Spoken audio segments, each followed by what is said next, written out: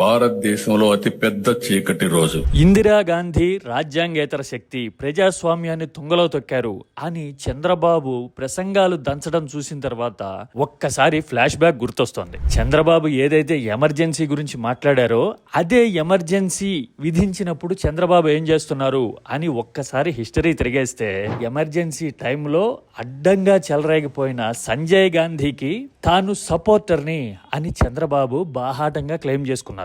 ఆ తర్వాత 2-3 ఏళ్లకే అదే కాంగ్రెస్ నుంచి ఎమ్మెల్యే అయ్యారు.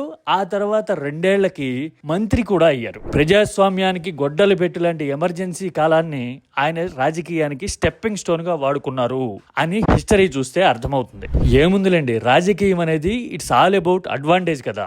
ఎలాగైతే 2019లో మోడీ దేశానికి గొడ్డలి పెట్టు అని మాట్లాడి 2024 వచ్చేసరికి మోడీనే దేశానికి ఆదర్శం అని అభిప్రాయం మార్చుకోలేదా? ఇది కూడా అలాగే అనుకోవాలి బహుశా.